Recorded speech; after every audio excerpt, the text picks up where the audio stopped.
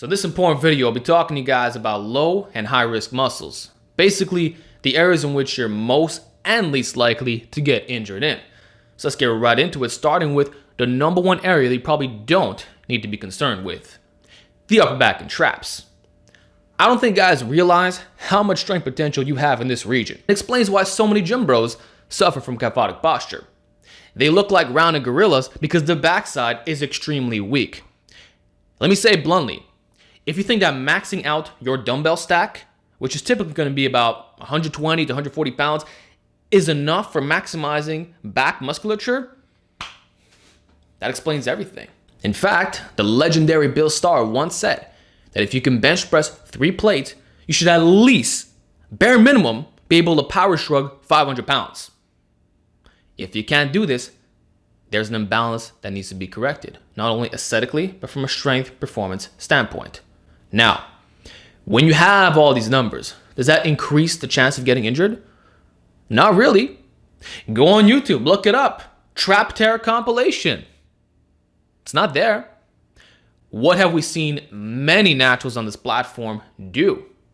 1,000-pound rack pulls above the knee. If that doesn't tear your traps, then I don't know what will. A 600-pound deadlift? Really? It's still isometric stress.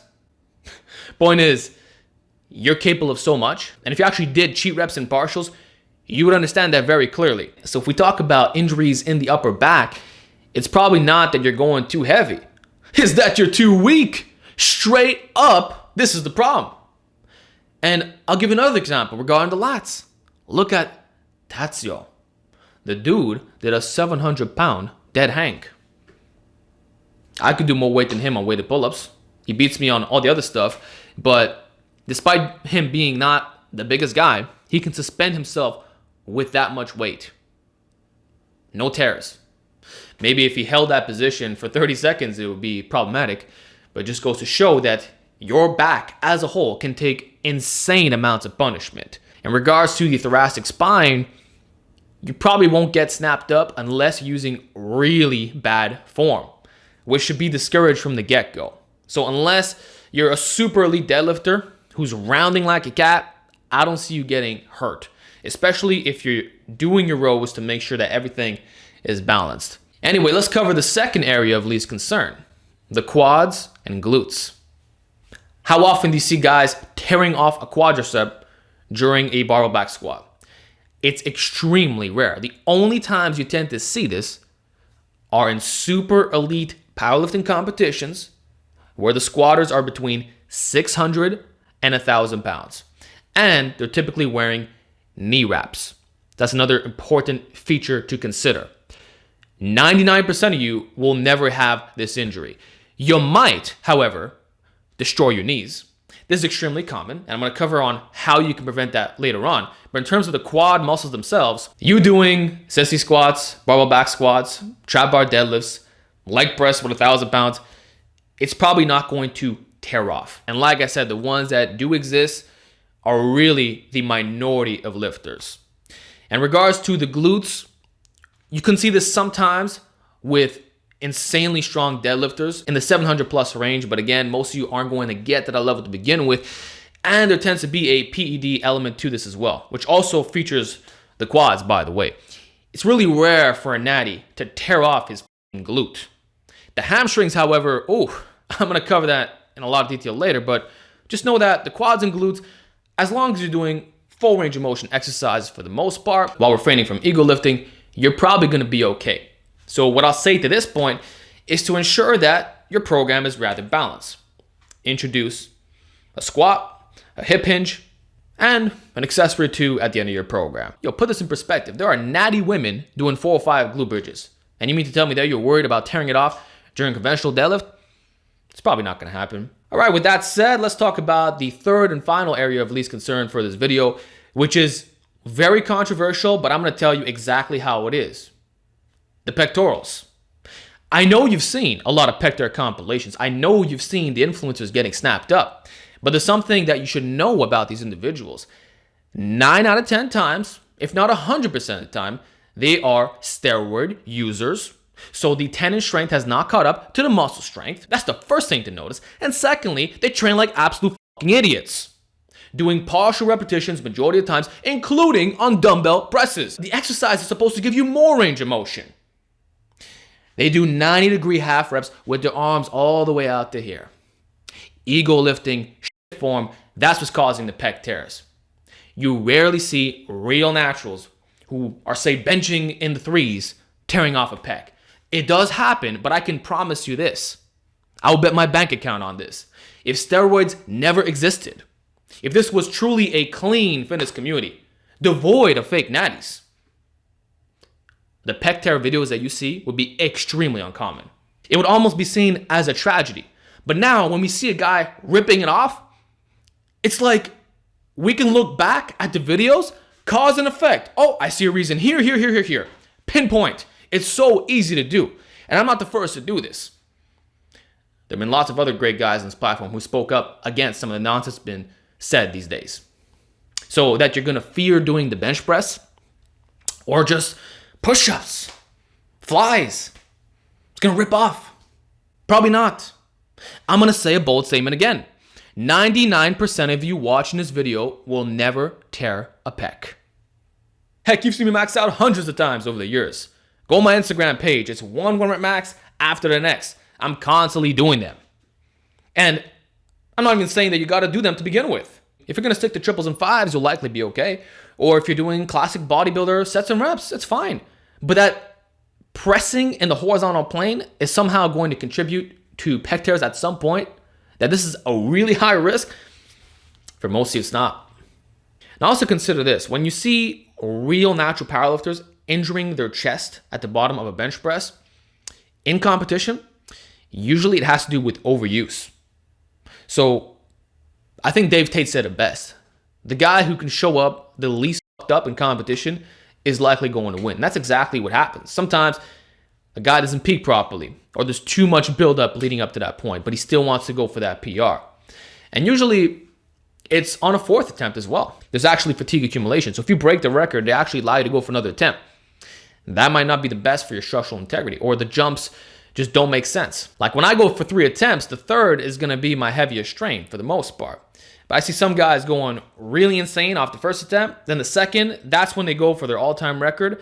They might fail or succeed. But then the third, they'll try to push beyond that limitation. So that's what can potentially cause problems, especially in that hyped up, maxed out state. This is a true max. It's not a training max. So for most of you who are not competitive lifters or at the bleeding edge of your recovery while being the best of the best at a certain level, you can't relate to this stuff. That's what I'm trying to point out. So when we talk about upper body, yes, you can get snapped up, but it's probably not here that's going to hurt you, but rather here, the fucking shoulders. This is the missing link, and it affects naturals and enhanced users alike. So how about we start talking about the high risk muscles, starting with what I just mentioned, the shoulders. You should really be worried about this area because it's so easy to get imbalances. Your front delts can start to overpower everything because they're using pretty much every press that you do. OHB, incline, dip, push up, floor press. You can't disengage it. And it's a very common weak link. Plus, there's additional functions that you need to be aware of, like the internal and external rotation, the overall rotator cuff strength that you may or may not have, as well as the backside. Remember how we discussed a lot of guys have gorilla posture, extremely weak upper backs? Well, that can cause you to destroy your shoulders. And what about the overall mobility? What if you do have a strong upper back, but you can't even bring your arms out over here? Just raising your arm, this is your limit point, cause discomfort. You're so tight. That can lead to injuries. What about the form on many exercises? You're typically going to take the delts through a large range of motion, even if the exercise isn't designed to do that for the prime movers. For example, you're doing a weighted dip. Yes, it's a deep stretch on the pecs, but did you also consider the fact that it's doing the same thing to your shoulders, if not more than what it's supposed to go through? Not saying it's bad though, you just got to have the structural integrity to pull off, but know that there's a lot of risk because every press you do, they're going to be engaged to a large extent. And if you don't have the insurance on the backside, it's a recipe for disaster. So for this, probably the best advice I can give you is to, one, rotate variations to minimize overuse. Make sure that you're primarily using a closer grip on all of your presses. I don't care what variation it is, and keep those elbows in, man, as well as incorporating some neutral pressing when you have the option. And of course, never neglect your shoulder mobility workouts. Like, I do band dislocations and pull aparts before my benching.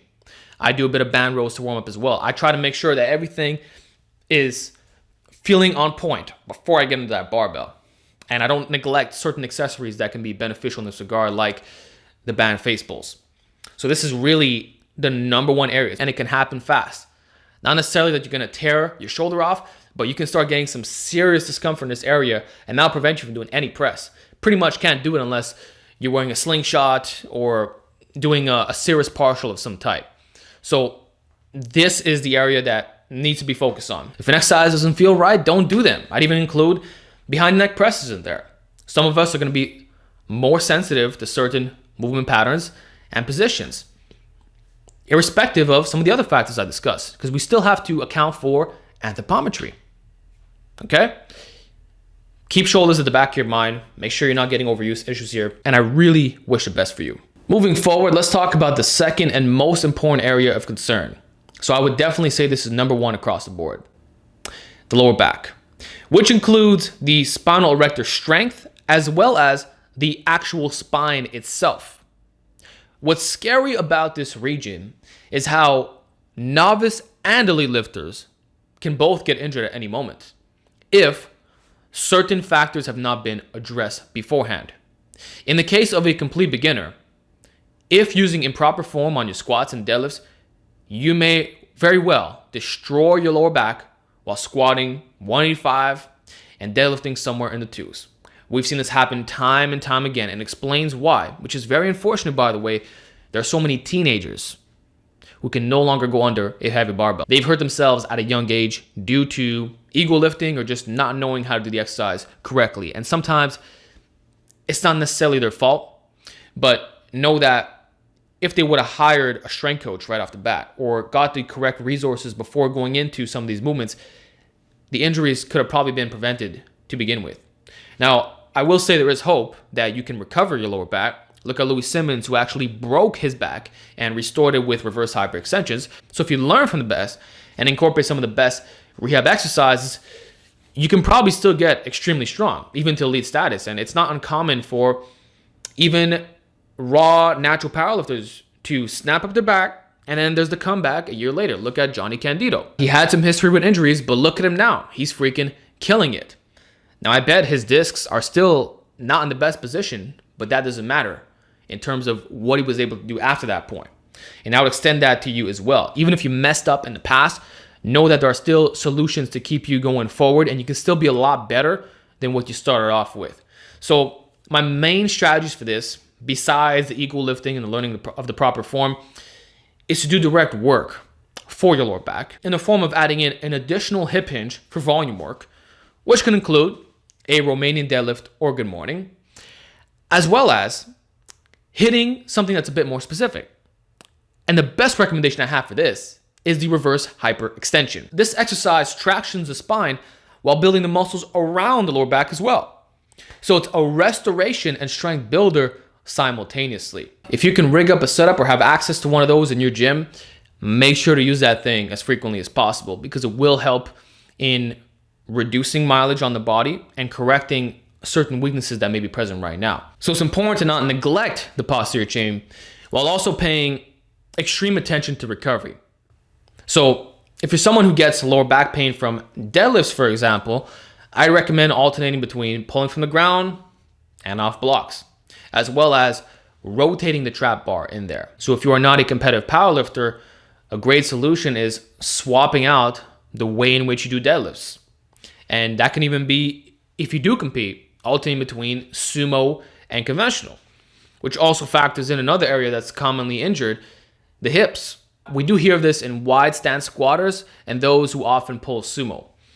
I would say the solution in this case is to either get your hips so strong that they're just injury proof, or you work around it by alternating the stances. That's pretty much the best advice I can give on that, because to be honest, it's not really my specialty.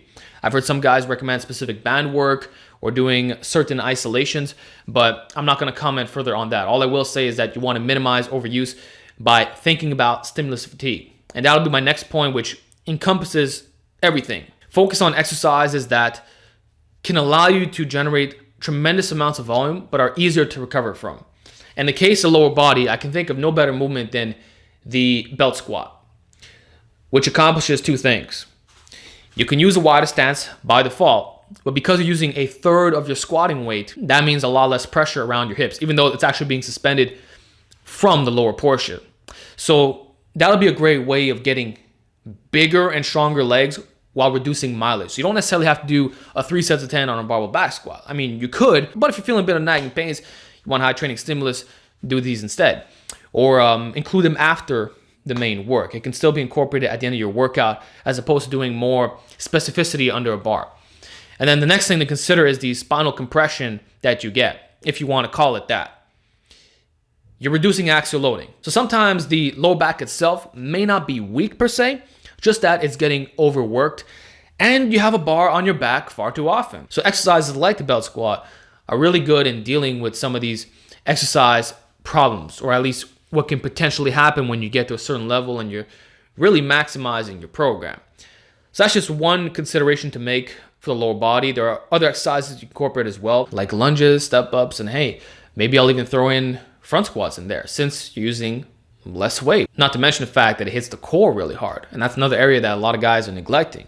You want to do direct ab work, either in the form of standing cable crunches or another intra-abdominal movement like a weighted plank or maybe even a zercher hold. Like do something beyond just squats and deads. And that should really bulletproof the entire area. Hey, even doing direct oblique work is beneficial in this regard. All right, guys, shoulders and lower back are the two areas you need to be concerned about. As long as you're aware of this, I feel like I've done my job. You'll know what to do from this point forward. And obviously I gave some suggestions. Okay, let's now discuss another area, the arms, which will feature two things. The elbows, which is not a muscle, but I'm going to talk about it regardless, and the biceps. Not the tries, because we rarely hear of guys tearing the triceps off the tendon when doing even stressful exercises like skull crushers, jam presses, close grip bench with accommodating resistance. It's so uncommon that it's not worth me covering. So I would define this as a low risk muscle specifically, but not what's around the arm. So how about we talk about the biceps first? Even if you're natural, the risk of tearing your bicep is still there when doing heavy mixed grip deadlifts. There are things you could do to minimize that, like training your tendons over a long period of time. So if you always use the mixed grip, that lessens, especially when using correct form, which means not bending the arm. If you bend, you've already lost the game. I don't care how strong you are as a natty. If you're putting up 600 pounds and you decide to bend like that, you're f***ed. So that's the most important thing. But the next thing that encompasses this is doing overload variations that's not just deads. And probably the number one strategy I can think of is doing weighted chin-ups to strengthen the bicep tendon. We can make the argument that it's not the number one bicep builder. A strict curl is probably better, but we can overload a lot more than a strict curl. There's not only the external weight, but also our own body weight. So that by itself, if you get really good at doing the vertical pulls, it does a tremendous job at strengthening those bicep tendons. That's why a guy like me can come in, do pull-ups for God knows how long, and then on a random day, mixed grip deadlift without doing the exercise in months, no bicep tear. And I don't think it's going to happen, but the risk is still there. But what I'm saying is it's lessened because I'm still going heavy on other exercises. Who said that the only way to strengthen your bicep tendon is by doing mixed grip deads? That certainly helps, especially in that locked out position, but there's other ways. And another strategy could also be doing partial deads. Yeah. If you're doing 50 pounds more than your conventional deadlift in a rack, you don't think that's not going to help you when you're pulling off a lower position? Your arm is still straightened out. What changes is your torso angle, the hip hinge movement itself. But the bicep tendon still has to support that load. So what I'm saying is, if you're incorporating a bit of partials into the mix, I would argue that it strengthens the tendons and ligaments more than if you only do the competition way. Doesn't sound unreasonable, right? Plus, If you throw in direct arm work at the end of your program, that certainly helps. If you're only curling 20-pound dumbbells, you can't tell me that's the best insurance when going heavy on deadlifts. And maybe that's why the chins tend to be so beneficial, because guys actually push it far, whereas they tend to neglect their curls unless they're gym bros of some kind. So if you take your curl to 45, 50 pounds as a good starting point, you're probably gonna be okay in most cases, especially if you're natural, because that's another thing too. I gotta mention it. When viewing the bicep and pector compilations on YouTube, the same two features appear, which is improper form in the case of deadlifts, bending the arm, and secondly, steroid usage. They're usually freaky guys. Now, I did mention that this can still be a concern. That's why you need to do the things that I just mentioned. But if you're still worried, because this can happen to you, it can happen to me, we don't know. If you're still concerned, just stop doing the mixed grip. Start doing double overhand with straps, and it's a done deal. Some guys can recommend the hook grip, but if you're not a competitive powerlifter, why in the actual should you learn that grip? Give me one logical reason to use the hook grip over double overhead straps, when straps is objectively better in every possible way. You can lift more weight. It's more secure. You can set it up instantly. You don't have to learn technique. There's no pain in the thumbs. You don't have to worry about the thumb measurement itself being problematic, because some guys actually tried to learn the hook grip for over a year, still weren't able to pull as much as their mix. So that is never a concern, and it's better for the average person. So why should anyone who's not a competitor use the hook grip? I don't recommend it. And I don't think that's being biased on my point. If anything, it's the opposite. So double overhead straps, that's all you got to do. Or switch to variations that don't require you to use the mixed grip in the first place, like the trap bar deadlift. You can go as heavy as you want on this. It's very rare to see a guy tearing his bicep doing neutral grip work. And I would even extend that to your rows. If you're scared of doing supinated rows, which I would argue actually strengthens the tendons for mixed grip deads, fine. Do double over or something with a neutral grip. I don't know what you're going to have to use for that. Maybe a trap bar again. So really, a trap bar is your best friend in this discussion, as well as strengthening the bicep tendon as a whole. If you have the posterior chain strength to do 600 pounds, but your bicep tendon can only handle 400, then obviously don't do a mixed grip. And you might be in that camp if you neglected a lot of stuff over the years. So if you don't know, you don't know. In that case, you either work your way up slowly, such that you're able to do mixed grip, but the risk is still there, or you cut out the risk by at least 90%. By not doing it. So that's what you need to know for biceps. For the elbows, I would strongly recommend that you watch my video, The Elbow Pain Solution. It's one of the best videos I ever made in terms of information. And that's all there is to it. So how about we finalize this video with the last muscle of concern, the hamstrings.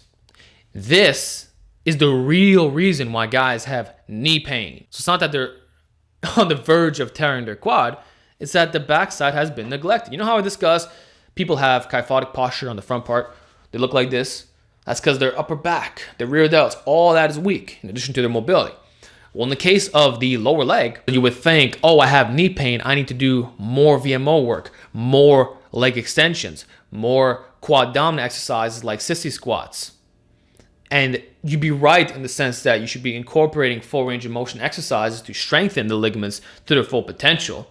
I'm not a denier of that. I fully promote this, and you can actually check out the knees over toes guy because he gives you some really good exercises, one of them being the human knee extension. So definitely do that. But this doesn't come at the expense of neglecting the hamstrings. And if you look at even his content, he talks about the Nordic leg curls. That's a really hard exercise to do. The fact that most people can't do it says a lot, doesn't it, about what's going on with this knee pain epidemic. It's the missing link, and hamstring tears are a real thing. This could very well happen while you're doing a good morning or remaining deadlift, conventional deadlift, especially on a 1 rep max. If that's your actual weak link, which it usually is in most lifters, not the quads. I've said this in past videos, but we are in a quad dominant lifting society. You need to be aware. So the best way to correct that, for one, always do your hip hinges. And I even discussed before how you should do more than just one. So don't just do a conventional deadlift and call it a day. Hit an RDL or good morning. But then you also want to isolate the hamstrings. And the best way to do this, if you're not working up to the Nordic leg curl, is by introducing a lot of band leg curls. Why? You get the overspeed eccentrics, which is extremely beneficial in developing the connective tissue. Remember before I talked about the elbows? Same strategy, right? Why would not apply to the lower body? It's pretty much universal. You can do this on all the areas, including your pec tendons, by the way, if you're really that concerned. If I didn't sell you on the first points, right? But yeah, you can do chest flies, high reps, pumping blood into the muscle. It works great. And this is what Louis Simmons recommends. I think he says you want to do 100 to 300 leg curls a day.